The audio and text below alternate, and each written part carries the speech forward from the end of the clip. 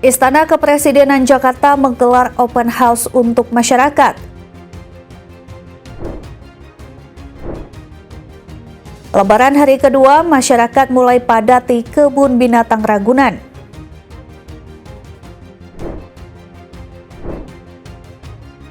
Ribuan berziarah padati TPU Karet Pasar Baru.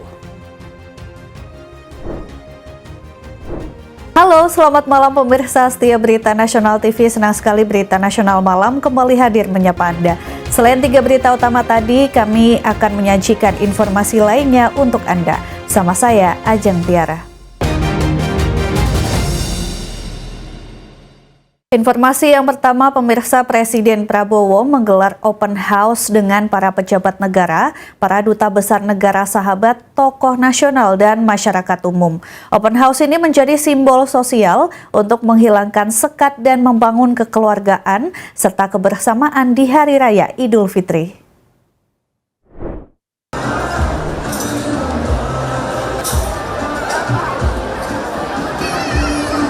Sebagai bentuk silaturahmi kepada masyarakat, Presiden Prabowo menggelar open house dengan para pejabat negara, para duta besar negara sahabat, tokoh nasional dan masyarakat umum di Istana Kepresidenan Jakarta, Senin 31 Maret 2025, pukul 9 waktu Indonesia Barat.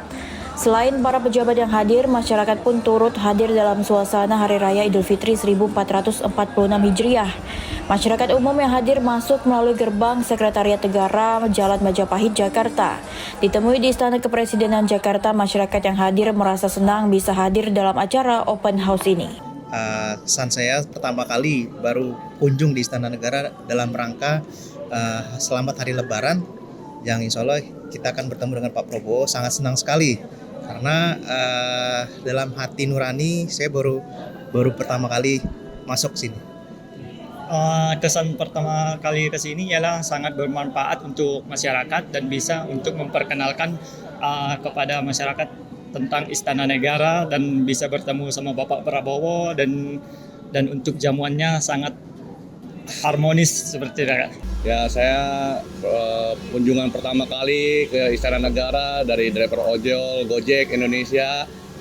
Sungguh teramat sangat senang. Silaturahmi bisa berkunjung ke Istana Negara yang begitu megah, begitu meriah, dan baru pertama kali saya berkunjung ke sini. Terima kasih. Salam Gojek Indonesia. Dalam momen open house tersebut, Presiden Prabowo Subianto hadir di tengah masyarakat untuk menyapa masyarakat yang telah hadir ke Istana Kepresidenan Jakarta. Isakan Galuanggara, Berita Nasional TV. Selanjutnya, hari kedua Lebaran, banyak masyarakat yang memanfaatkan waktunya untuk melakukan wisata ke kebun binatang Ragunan pada Selasa pagi. Peningkatan jumlah pengunjung pada tahun ini didominasi oleh masyarakat yang tidak melakukan mudik Lebaran. Hari kedua Lebaran atau H+1, banyak masyarakat yang memilih memanfaatkan waktu berlibur ini ke tempat wisata, salah satunya Taman Marga Satwa Ragunan yang terletak di Pasar Minggu, Jakarta Selatan. Hal itu terlihat dari suasana kebun binatang yang sudah dipadati oleh para pengunjung sejak pagi.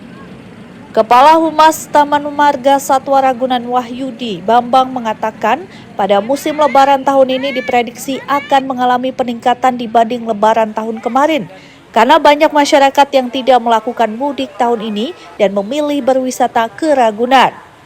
Menurutnya hingga pukul 9 pagi jumlah pengunjung di Ragunan telah mencapai 9.000 pengunjung dan diprediksi pada hari pertama masa libur Lebaran ini jumlah pengunjung dapat mencapai 80.000 pengunjung.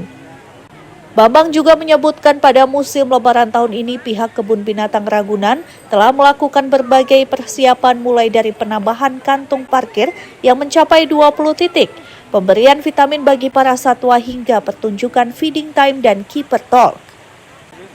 Yang mana para pengunjung dapat memanfaatkan pertunjukan tersebut pada satwa gorila, harimau, gajah, kura-kura, hingga jerapah untuk menambah pengetahuan anak-anak. Ini sudah tercatat lebih dari 9.000 pengunjung ya, di posisi jam 9 pagi.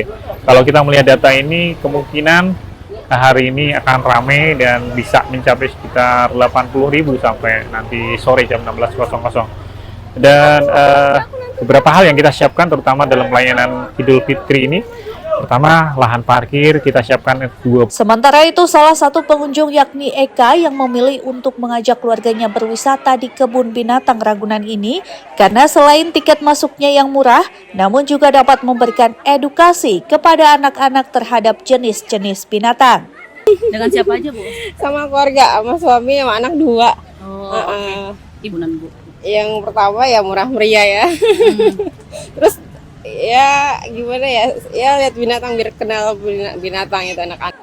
Diketahui kebun binatang Ragunan memiliki sebanyak 230 jenis koleksi satwa dengan populasi mencapai lebih dari 2.000 ekor. Biaya masuk Ragunan sendiri terbilang sangat murah, yakni hanya Rp4.000 untuk dewasa dan Rp3.000 untuk anak-anak. Pemirsa, Masjid Istiqlal menggelar sholat Idul Fitri 1446 Hijriah dihadiri Presiden Prabowo Subianto dan Wakil Presiden Gibran Rakabuming. Sholat dimulai tepat pada pukul 7 pagi waktu Indonesia Barat.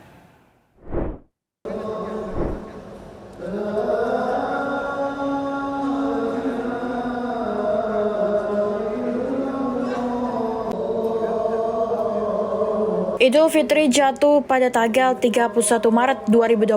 Masjid Istiqlal menggelar sholat Idul Fitri tepat pada pukul 7 waktu Indonesia Barat. Sholat dihadiri oleh Presiden RI Prabowo Subianto, Wakil Presiden Gibran Rakabuming Raka, para duta besar negara, sahabat, serta tokoh agama kenegaraan. Pada momen sholat Idul Fitri tersebut, imam dipimpin langsung oleh Imam Masjid Istiqlal Jakarta, Muhammad Salim Ghazali, dan khotib disampaikan oleh Profesor Dr. Ahmad Tolabi Karli dengan tema merawat kemabruran puasa.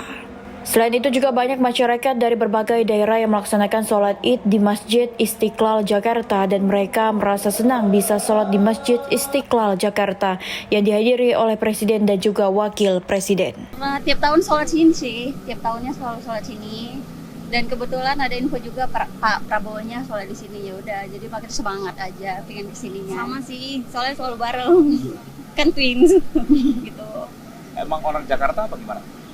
Saya aslinya Medan, tapi udah pindah stay-nya udah benar natapnya di Jakarta. Saya kan dari kota Palembang dan tahun ini kebetulan saya nggak mudik karena saya memilih untuk sholat Id di Istiqlal karena yang pertama ini pengalaman pertama saya untuk sholat di Masjid Istiqlal sendiri dan kebetulan saat ini ada juga Pak Presiden kita yaitu Pak Prabowo, jadi menjadi pengalaman yang luar biasa untuk saya. Ya, saya memang nggak mudik ya, jadi saya tiap tahun saya sholat di Istiqlal karena di sini kan masjid terbesar di Asia Tenggara gitu, jadi vibe-nya beda dan kadang-kadang setelah sholat saya bisa ketemu tadi kayak Presiden, terus para menteri-menteri gitu dan habis ini biasanya saya langsung ke open house di Istana, ikut open house. Terima kasih. Setelah melaksanakan sholat Idul Fitri di Masjid Istiqlal Jakarta, sebagian warga sangat antusias dan langsung menghadiri open house yang digelar oleh Istana Kepresidenan Jakarta. Isakan Galuangkara, Berita Nasional TV mengabarkan.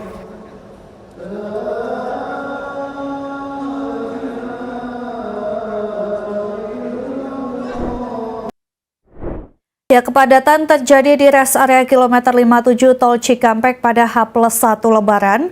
Kepadatan ini berimbas pada antrian yang mengular hingga bahu jalan tol. H+1 Lebaran, kepadatan kembali terjadi di rest area KM 57 Tol Cikampek pada Selasa pagi.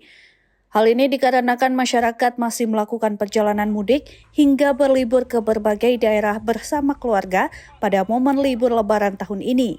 Banyak masyarakat yang berhenti sejenak dalam perjalanannya di rest area kilometer 57, mulai dari beristirahat, makan siang, ataupun ke toilet. Berbagai fasilitas juga disediakan di rest area kilometer 57, mulai dari restoran hingga cek kesehatan.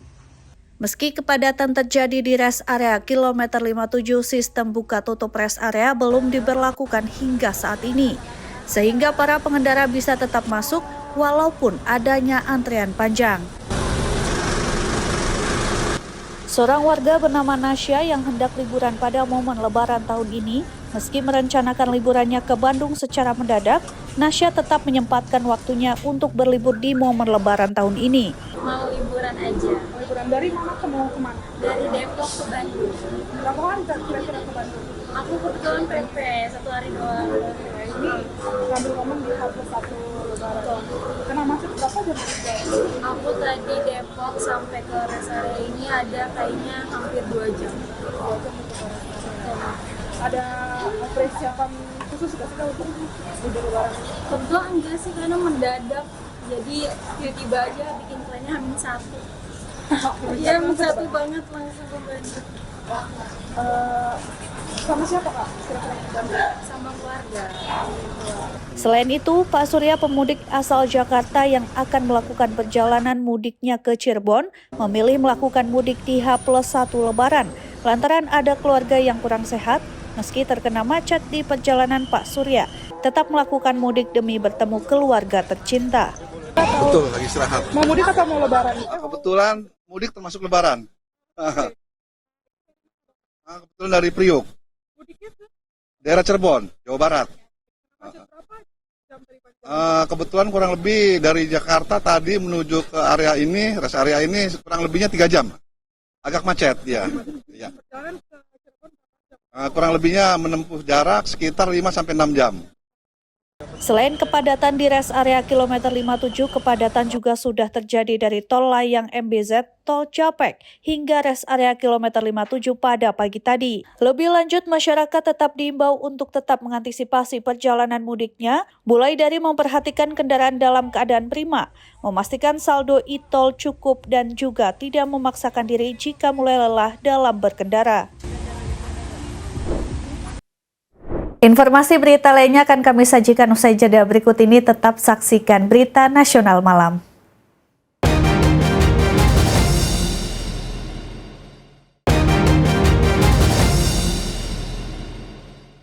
Ya, Presiden ke-7 Republik Indonesia Joko Widodo memilih merayakan Idul Fitri 1446 Hijriah dengan berkumpul bersama keluarga di Solo dengan melayani warga yang ingin foto bersama di kediamannya. Jokowi pun mengaku tidak memenuhi undangan open house dari Presiden Prabowo Subianto di Istana Kepresidenan Jakarta.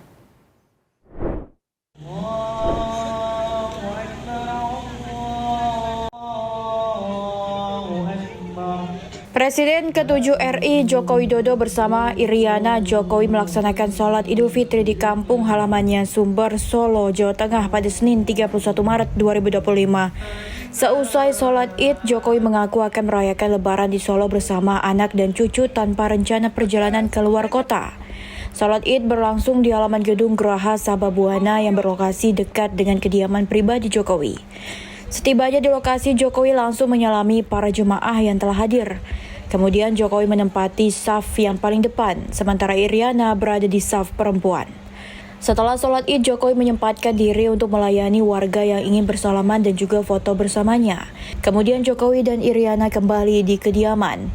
Setibanya di kediaman, Jokowi langsung melayani foto warga yang sudah menunggunya sejak pagi. Warga yang datang ini tak hanya dari Solo saja, melainkan dari berbagai daerah. Pertama-tama saya dan Bu Jokowi mengucapkan selamat Hari Raya Idul Fitri 1446 Hijriah. Mohon maaf lahir dan batin kepada semuanya. Salah seorang warga yang tengah melakukan perjalanan mudik ke Jawa Timur, yakni Abimanyu, mengatakan bahwa dirinya datang bersama keluarga dari Cibinong, Bogor, Jawa Barat. Mereka sengaja datang karena ingin bertemu secara langsung dengan Jokowi di kediaman. Sebelumnya, Jokowi bersama Presiden ke-6 Susilo Bambang Yudhoyono dijadwalkan mengikuti sholat Id di Masjid Istiqlal, Jakarta Pusat, bersama Presiden Prabowo Subianto dan Wakil Presiden Gibran Rakabuming Raka. Jokowi dijadwalkan mengikuti open house atau halal bihalal Idul Fitri di Istana Merdeka yang digelar Presiden Prabowo Subianto. Namun pada momen ini Jokowi memutuskan untuk menikmati suasana Lebaran di Solo bersama keluarga. Bapak ada keinginan khusus, katanya pengen ketemu Pak Jokowi di Solo, makanya saya mampir dulu. Alhamdulillah ternyata disambut dengan baik masyarakat. Saya kan ya sebenarnya bukan siapa-siapa, tapi ya tetap disambut dengan baik. Pesan sih nggak ada ya, cuman ya tapi saya terkesannya karena disambut dengan baik aja.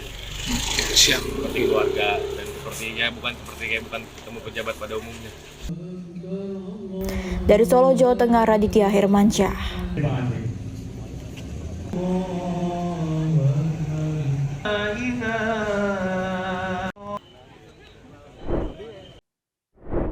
Sementara itu, pemirsa, ribuan jamaah menjalani sholat Idul Fitri 1446 Hijriah di Masjid Agung Al-Azhar Kebayoran Baru, Jakarta Selatan, Senin pagi. Mantan Gubernur Jakarta Anies Baswedan bersama mantan Ketua Mahkamah Konstitusi atau MK, Chimli Asyidiki, juga melaksanakan Idul Fitri di Masjid Agung Al-Azhar. Ribuan jemaah memadati Masjid Agung Al-Azhar untuk menjalani sholat Idul Fitri 1446 Hijriah Senin pagi. Jemaah pria sudah memenuhi lapangan Masjid Agung Al-Azhar yang menjadi area utama pelaksanaan sholat Id. Jemaah yang sudah hadir di masjid terlihat langsung menempati saf paling depan. Anies mengenakan baju koko berwarna biru dongker, sarung bermotif batik berwarna hitam dan peci. Usai menjalani sholat Id, Anies melakukan tradisi sungkeman di Masjid Agung Al-Azhar kepada ibu dan mertuanya yang duduk di kursi roda. Anies membukukan badan lalu mencium kedua tangan ibu dan mertuanya. Masjid Agung Al-Azhar diperkirakan dapat menampung 13.000 jemaah. Imam sholat Id di Masjid Agung Al-Azhar, Haji Ahmad Khotib, sedangkan khatib yang bertugas yakni Buya Al-Hamra. Seluruh umat Islam Indonesia merayakan Idul Fitri hari yang sama, sehingga menjadi momen kebersamaan, momen ukhuwah yang insya Allah akan memperkuat persaudaraan. Dari Jakarta Selatan, tim kontributor Berita Nasional TV. Pemirsa, ribuan peziarah memadati area tempat pemakaman umum TPU Karet Pasar Baru Barat, Jakarta. Tradisi ziarah kubur menjadi momen yang tak terpisahkan dari perayaan Idul Fitri bagi umat Islam di Indonesia untuk mendoakan sanak saudara mereka yang telah berpulang. Tradisi ziarah kubur menjadi momen yang tak terpisahkan dari perayaan Idul Fitri bagi umat Islam di Indonesia. Di tempat pemakaman umum TPU Karet Pasar Baru Barat, Jakarta, ribuan peziarah memadati area pemakaman untuk berdoa dan mengenang keluarga yang telah berpulang. Sejak pagi hari, peziarah dari berbagai daerah mulai berdatangan dengan membawa bunga, air kembang, dan perlengkapan lainnya. Beberapa di antaranya bahkan membawa tikar untuk duduk bersama keluarga di dekat makam, membaca surat Yasin, dan memanjatkan doa bagi almarhum. Ziarah kubur pada momen Lebaran merupakan tradisi turun-temurun yang tetap lestari di tengah masyarakat. Tak hanya sebagai bentuk penghormatan kepada leluhur, momen ini juga menjadi ajang silaturahmi bagi keluarga besar yang berkumpul di satu tempat. Iya, kami upayakan setiap tahun pada saat hari Idul Fitri, sehari pertama atau hari kedua. Dan juga pada bulan sebelum memasuki bulan Ramadan, kami juga membiasakan untuk ziarah ke kubur. Ibu, selain nyekar, tadi ada doa-doa khusus yang dipanjatkan, barangkali baca Yasin atau tahlil juga seperti itu? Enggak, kami baca doa Al-Fatihah aja, kami kirimkan untuk orang tua kami. Di tengah modernisasi Jakarta, TPU Karet Pasar Baru Barat tetap menjadi salah satu lokasi penting bagi masyarakat yang ingin mengenang dan mendoakan kerabat mereka. Tradisi ini menjadi pengingat bahwa di balik hiruk-pikuk kehidupan kota ada nilai-nilai spiritual yang tetap dijaga dan diwariskan dari generasi ke generasi. Dari Jakarta, Ade Chandra, Berita Nasional TV. Informasi berita lainnya akan kami sajikan usai jeda berikut ini. Tetap saksikan Berita Nasional Malam.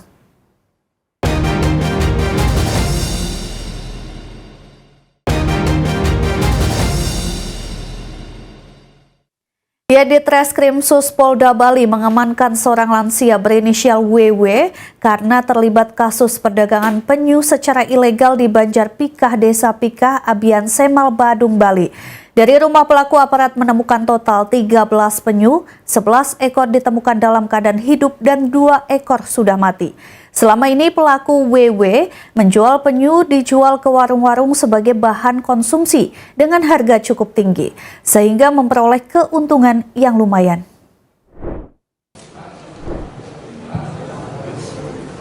Dengan mengenakan baju tahanan dan tangan terborgol, pelaku berinisial WW yang sudah berusia lanjut digiring aparat. Pengungkapan kasus perdagangan penyu secara ilegal ini berawal dari adanya informasi dari masyarakat. Menindaklanjuti informasi tersebut, jajaran di Treskrimsus Polda Bali melakukan penyelidikan ke rumah pelaku di Banjar Pikah, Desa Pikah, Abian Semal, Badung. Selain mengamankan pelaku, di Treskrimsus Polda Bali juga menemukan 11 ekor penyu dalam keadaan hidup dan 2 ekor sudah mati. Pelaku berinisial WW mengaku membeli belasan penyu di Lombok Timur, Nusa Tenggara Barat. Satwa tersebut kemudian diselundupkan ke Bali melalui pelabuhan Padang Bay, Karangasem dengan cara dititipkan di bak truk yang menuju ke Bali. Penyu-penyu tersebut kemudian diturunkan di kawasan Denpasar Timur untuk selanjutnya diangkut menggunakan truk menuju rumah tersangka. Penyu tersebut kemudian dijual ke warung-warung sebagai bahan konsumsi dengan harga yang cukup tinggi, sehingga pelaku memperoleh keuntungan yang lumayan. Terhadap barang bukti satwa yang masih hidup telah dititipkan di BKSDA Bali dan 2 ekor yang mati sudah dikubur. Saat ini masih kita dalami, namun si tersangka ini mengambil dari luar Pulau Bali dan ini masih kita dalami juga untuk siapa saja atau pesanan dari penyu ini. Untuk saat ini itu dijual ke warung-warung sekitar. Jadi dengan harga yang lumayan tinggi, jadi dijual dengan keuntungan didapatkan oleh pelaku. Terkait pengungkapan ini, Kepala BKSDA Provinsi Bali Ranta Hendrat Moko memberi apresiasi kepada Kapolda Bali dan jajaran di Treskrimsus yang secara aktif menumpas praktik perdagangan ilegal satwa liar dilindungi. 11 ekor penyu yang masih hidup kini dititipkan untuk dirawat oleh salah satu kelompok pelestari penyu Turtle Conservation dan Education Center, TSE Serangan.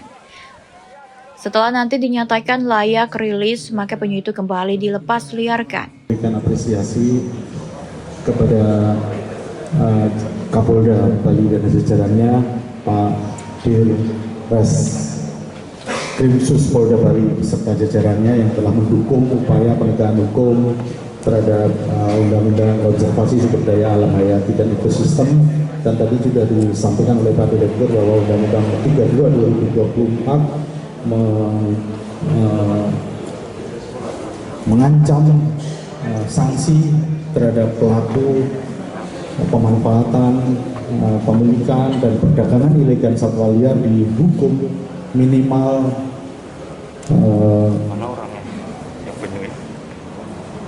3 tahun penjara dan maksimal 15 tahun penjara. Ini adalah hukuman yang sangat maksimal sekali setelah terjadi perubahan Undang-Undang 5 tahun 1990 tentang KSDA. Dan saya kira upaya penegakan hukum ini sebagai salah satu upaya untuk memberikan efek jerah pada masyarakat, pada pelaku ilegal pemanfaatan tumbuhan satwa liar yang dilindungi oleh undang-undang. Atas perbuatannya, WW disangkakan tindak pidana memburu, menangkap, melukai, membunuh, menyimpan, memiliki, memelihara, mengangkut, dan memperniagakan satwa yang dilindungi dalam keadaan hidup dan dalam keadaan mati. Tersangka diancam dengan hukuman pidana penjara paling singkat 3 tahun dan paling lama 15 tahun, serta denda paling sedikit 200 juta rupiah dan paling banyak 5 miliar rupiah. Dari Bali, Bagus Raditya melaporkan. Beserta Ibu Kapolda Bali, Kepala Dinas Perbekalan Angkatan Laut yang kami hormati.